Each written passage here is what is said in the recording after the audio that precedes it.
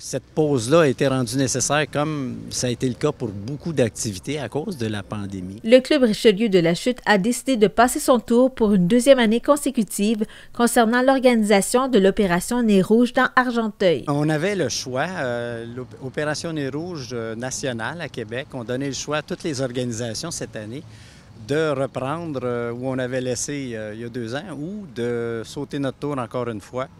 En prenant en considération tous les tenants et aboutissants, nous, on a examiné la situation et cet été, on penchait pour plus pour le faire. On a fait un sondage auprès de nos bénévoles habituels et Opération Nez Rouge à Québec a fait un sondage aussi auprès des bénévoles. Et on a reconsidéré le tout à l'automne. Au début de l'automne, on trouvait que c'était pas sécuritaire pour nous. On ne pouvait pas assurer la sécurité des bénévoles. D'abord, on n'avait pas énormément de bénévoles, beaucoup moins que ce qu'on aurait eu besoin. Ensuite, on ne pouvait pas assurer toute la sécurité des bénévoles et des personnes qu'on raccompagnait. Donc, on a décidé de sauter encore une fois cette année. Les bénévoles, vous en aviez combien environ cette année comparativement aux années précédentes? Je n'ai pas les nombres exacts en tête, mais en pourcentage, on avait une réponse de moins de 50 des bénévoles habituels qui voulaient le faire cette année ou qui se sentaient en sécurité de le faire. Oui. Et est-ce que vous avez aussi pris en considération la couverture vaccinale dans la MRC d'Argenteuil qui est à 79 et donc il reste 21 des gens qui ne sont pas vaccinés? Oui, effectivement, ça a compté dans la décision parce qu'on recevait des directives d'Opération Nez Rouge de Québec tout le long de l'année. Et plus récemment, on a eu la directive que ça prenait le passeport vaccinal pour tous les bénévoles. Alors, comme un bénévole, déjà, on est content de les prendre, mais si on doit les refuser parce qu'ils n'ont pas le passeport vaccinal, c'était une autre contrainte. Et ça réduisait encore le nombre de bénévoles. Vous encouragez les gens à faire appel à l'Opération Nez Rouge Saint-Jérôme. S'ils ont le temps, ils vont pouvoir desservir la région d'Argenteuil. Effectivement, on a fait une entente avec Saint-Jérôme. Saint-Jérôme est Il y a 61 organisations habituellement qui s'occupent d'Opération Nez Rouge. Cette année, il y en a 23 qui le font. Donc, il y a près des 2 tiers qui ne le font pas.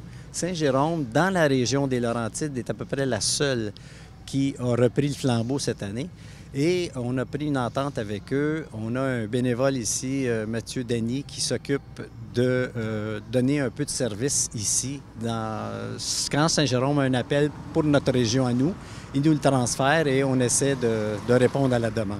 Mais pour ça, il faut avoir des bénévoles. Donc, Saint-Jérôme est toujours à la recherche de bénévoles et ils peuvent venir de partout, là, bref, d'Argenteuil. Et ceux d'Argenteuil, s'il y en a dans la MRC d'Argenteuil qui veulent faire partie du service de raccompagnement, ils peuvent s'inscrire comme bénévoles à Saint-Jérôme.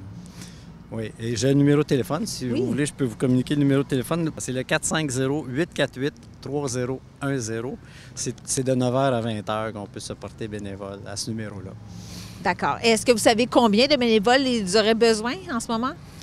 Je l'ignore, mais je peux dire que actuellement, tous les bénévoles sont les bienvenus, même s'il y a beaucoup d'inconnus. On ne sait pas, par exemple, s'il y a beaucoup de parties de bureau, de réception, etc.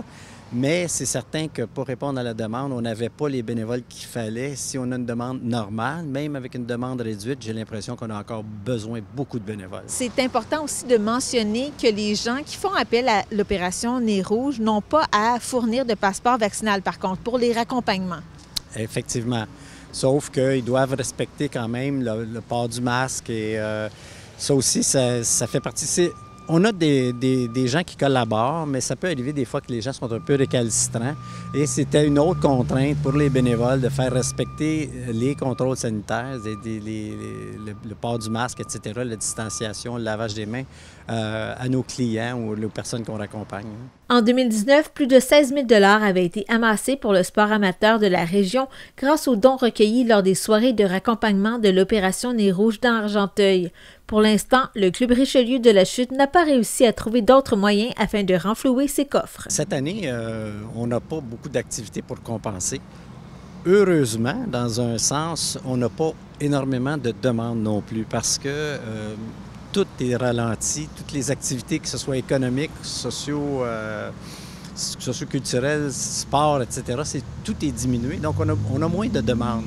Ça nous permet de souffler, si on veut.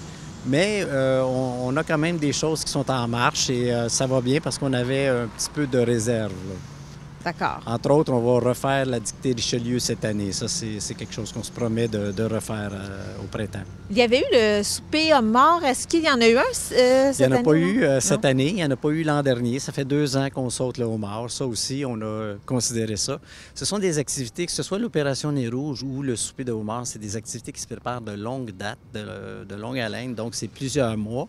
Et il y a tellement d'inconnus au moment où on commence la préparation que c'était très difficile de se lancer là-dedans. Et on est en réflexion sur le futur du souper de homard. On voudrait le reprendre ou une autre activité similaire, mais on est en train de regarder ça. Et qu'est-ce que ça va prendre pour que l'an prochain, en 2022, le Club Richelieu reprenne cette organisation-là d'Opération Nez Rouge? Il faudrait qu'il y ait plus de bénévoles. Est-ce que vous allez faire un autre sondage? Sûrement, mais la première chose, c'est que la pandémie soit complètement disparue ou qu'elle soit beaucoup moins pire, qu'il y ait beaucoup moins de risques et que les contrôles sanitaires soient moins sévères. Parce que ça s'ajoute à tous les contrôles qu'on a à faire. Quand on fait un raccompagnement, il faut vérifier si la voiture est en bon état. Il faut faire tout plein de vérifications. Là, en plus, il y a tous les contrôles sanitaires, la distanciation, les masques, le passeport, etc. Plus les passagers, des fois, on a plus que le conducteur à ramener. On a plusieurs passagers, donc ça fait beaucoup de vérifications. D'ici à l'an prochain, on espère que la pandémie va être disparue ou du moins beaucoup réduite.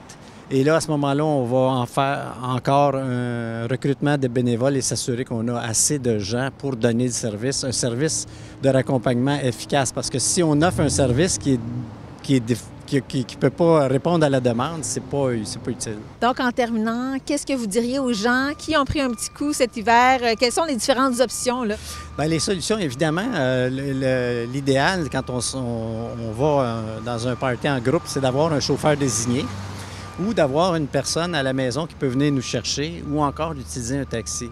Parce que l'opération Nez Rouge, c'est un peu, je ne veux pas dire ça comme ça, mais c'est un peu un dernier recours dans le fond parce que l'opération Nez Rouge, c'est un service de raccompagnement, mais c'est d'abord un service de sensibilisation au danger de la conduite avec les facultés affaiblies. Et ça peut arriver qu'on se fasse piéger par la fatigue, par les médicaments, par la boisson, etc. On peut, à ce moment-là, faire appel au service de raccompagnement. Mais si on prévoit aller fêter puis que c'est possible qu'on dépasse un peu, bien là, c'est mieux de prévoir avec un ami ou un conducteur désigné ou encore quelqu'un à la maison qui peut venir nous chercher. Et finalement, les taxis.